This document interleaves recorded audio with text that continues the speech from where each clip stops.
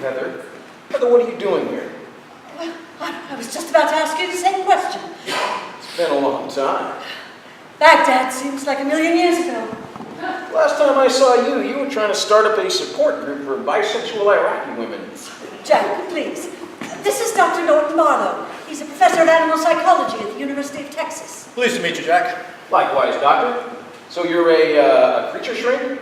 Well, that's one way of putting it. Jack is... I run a chain of Buddhist frozen yogurt shops. So, do you have any idea what this is all about? Well, judging by the way they dragged us out of bed in the middle of the night and the goons they got guarding this installation, they ain't selling timeshares. Thank God. No, we're obviously being tapped for some NSA assignment. NSA? National Security Agency. I just can't figure out how you fit into this. Oh, this is all so strange.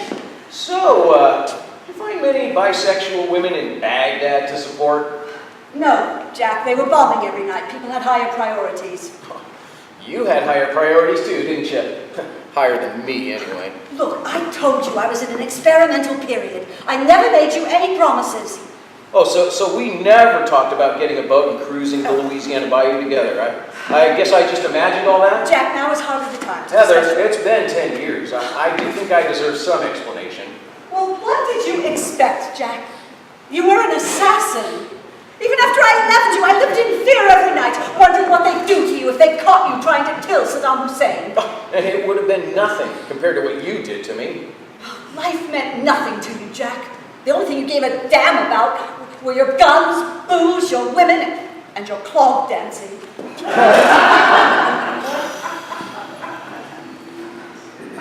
Well, I would have given it all up if you'd just given me the chance. Jack, I'm a biologist. I study life. You take life for a living. Used to. I run a frozen yogurt shop now. Well, I haven't taken a single human life since you left. Oh, well, congratulations. I'll call the Nobel Peace Prize Committee. Oh, well, isn't that just great? You Good morning! Please, take a seat. You've all been called here today because of an urgent classified matter you should only discuss with your spouse, lover, drinking buddies, and people you meet in laundromats. Allow me to introduce you all. This is Dr. Heather Height, molecular biologist and exotic dancer with a sexual past that would make some Roman emperors blush.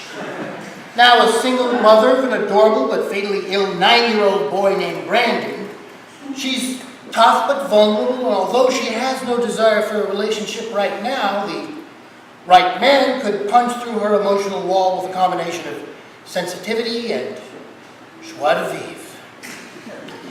Jack Fortier, former Green Beret, longtime veteran of CIA Special Operations who's seeking redemptions for all the assassinations he's committed in his life. His spiritual seeking began when his heart was shattered during a brief but passionate affair with Dr. Height in Baghdad during the Iraq War. Dr. Norton Barlow, renowned professor of animal psychology at the University of Texas and the author of The Inner Lives of Cows, and a compulsive overachiever whose accomplishments have never been able to heal the scars left in his heart by his callous and competitive father. I am Dr. Peter Rundgren, Director of the Federal Extraterrestrial Life Monitoring Program. As you can see, I'm bald, but I am intense and sexy. Does anybody have any questions? Yeah. What the hell are we doing here? Does this have anything to do with that reported UFO crash in the desert last week? How did you find out about that? Front page of this morning's paper. Damn it! We've got to keep a tighter lid on this thing. Oh, that is true. I'm afraid so. Here are the facts. An alien spacecraft crashed in the field here on Tuesday afternoon. The craft was destroyed, and initially we thought there were no survivors. Then, yesterday, a cow from a local farm gave birth to a strange, scaly, half cow, half humanoid creature that grows at an alarming rate. Take a look at this. My God, Jesus, she is built. You think an alien survivor mated with a cow? That's our hypothesis. Oh, come on. You're trying to tell me one of those little green fucks pooped a cow? Well, they're not green, but in a nutshell, yes, Mr. Fortier. We found the corpse of the alien in the barn where the cow gave birth. Apparently, he managed to crawl from the grass side to the barn And flip the cow. Right. One last flame. So where is this scaly cow creature now? We don't know. Okay, now hold on. How do we know this isn't just some whack job running around in a Walmart Halloween costume? Shortly after birth, it grew to 7 feet in height and developed razor-sharp talons. It obliterated a Special Forces tactical squad and took off like a cheetah. Good Lord. Well, that's fucking great. Mr. Fortier, we brought you here because you're an assassin. The best there is. We want you to kill this thing. What? But only after Dr. Height does a molecular analysis, chemical composition study, and takes a stool sample. Dr. Barlow here will observe the creature's behavior while it's alive, then he'll cross-section its brain once you've dispatched it. What? You're not up to date, Doc. I am out of the death biz. Turned my life around.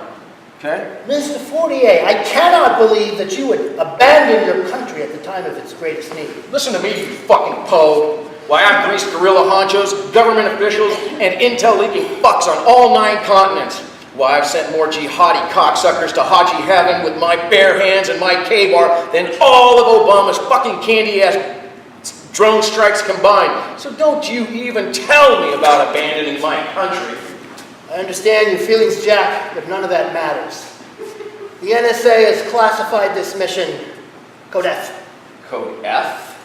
Sorry, people, but this is bigger than any of our personal issues. What is Code F? Anyone assigned to this mission who fails to comply is subject to summary termination.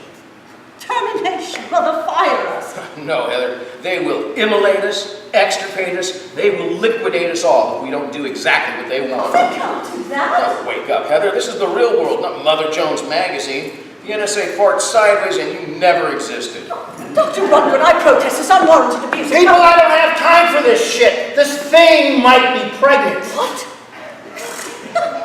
Before it tore the men in the Special Forces tactical squad into confetti, it had its way with several of them. Had its way?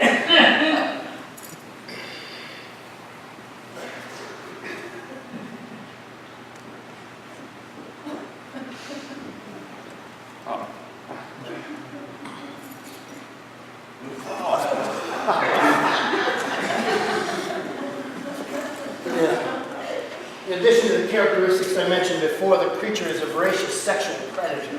If this bitch procreates, there's no telling what powers her offspring might have. By the way, this mission is codenamed Nemesis, so from now on, whenever you talk about it, you have to call it Nemesis. Well, what the hell does Nemesis mean? Nemesis is the Greek god of retribution. Oh, I'm impressed. Dr. Rundgren, how could this be happening? Why? We don't know! Dr. Rundgren, man. Please, Doctor. Well, I think it's safe to say that the alien father of this creature was a powerful specimen, both intellectually and physically. One factor we have to take into account here is the psychology of cows. The psychology of cows. Most people take it for granted that cows are passive, unreflective, and, well, just plain stupid. They don't realize it. Cows have an inner life that is rich, complex, passionate, and subtle. Watching a cow chew its cud in a field somewhere, the layman would never imagine that the cow deeply resents the exploitation of its physical resources by humans, and may harbor violent fantasies of retribution against the human race. It's a phenomenon I call bovine rage. Wait a minute. Are you saying? I'm saying that the physical and intellectual powers passed on from the alien to the offspring are being used in a war of retribution against humanity for the centuries of exploitation of cows. My God. Good Lord. Well, that's fucking great. Bessie strikes back. I don't want any part of this. Look, Jack, this is Code F. This is bullshit.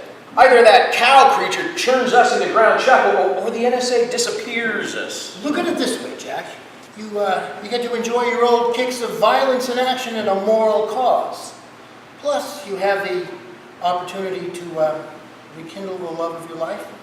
Doctor, please, that was 1,000,000 years ago. Oh, come on. Don't tell me you don't think about the night we made it on the ruins of the Ziggurat and Ur, baby. Jack, I don't think anyone We cares made to... magic that night in the cradle of civilization. And I know you never saw fireworks like that before. Jack, the fate of the planet is hanging in the balance, and here you are, carrying on like a drunken frat boy. Then we lay naked for hours, smoking Turkish cigarettes and discussing Gilgamesh and Hammurabi. You had never read Gilgamesh, and you had no idea who Hammurabi was. Yes, but we did smoke Turkish cigarettes. All right, break it up, you two. You'll have plenty of time to work this all out later. Shut up, egghead. Seriously, you'll only be able to realize your love for one another as a result of the gradually escalating series of crises in your encounters with the beast. The absurd banality of your fractured romance, in contrast to the momentous arrival of extraterrestrials on Earth, won't occur to anyone in the audience. Now let me get this straight. You want us to rekindle our romance while I'm trying to off this thing and she's taking stool samples? No way. Jack. I say we deal with the unresolved romance first. Well, then we can get onto the main plot. Jack, characters don't get to decide which plot elements they deal with when. It's not up to you. Look, you want us to save the country, you gotta give us something. Jack, I'm not even interested in getting back together with you. Come on, baby. Everybody knows we're getting back together. Why play this game? Jack, I do not. Heather, look into my eyes and tell me you don't want me.